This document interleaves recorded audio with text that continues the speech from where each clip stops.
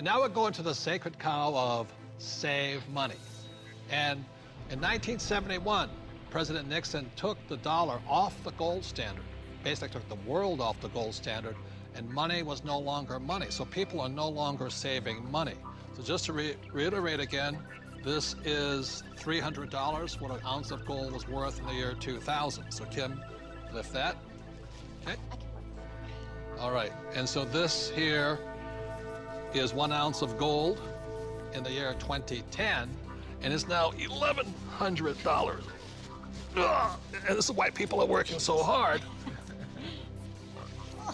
I can do it, I can do it. Careful. Yes, I can do it. Barely.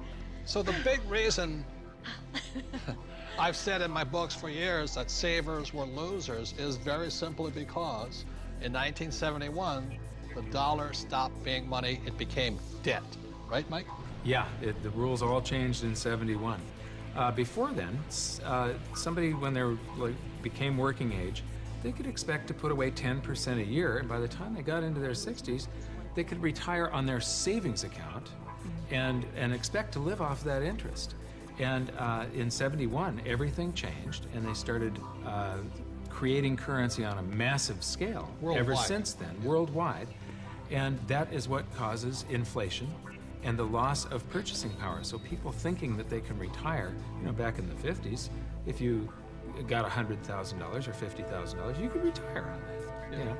So for my mom and dad, you know, the World War II generation, the industrial age generation, it was very smart to save money. For our generation, the baby boom generation and on, saving money could be the most stupid thing you can do because the system is stealing your wealth through the very thing you work for, called money, which is not money anymore.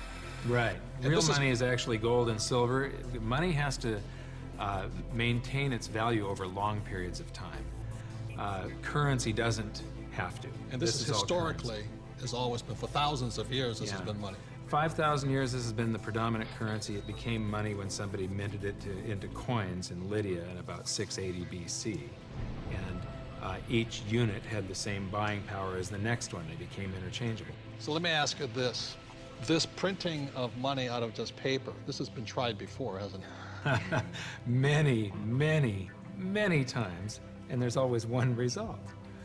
You get far, far higher prices of everything, but especially real money. When they start creating a whole lot of currency, eventually, gold and silver lie in wait.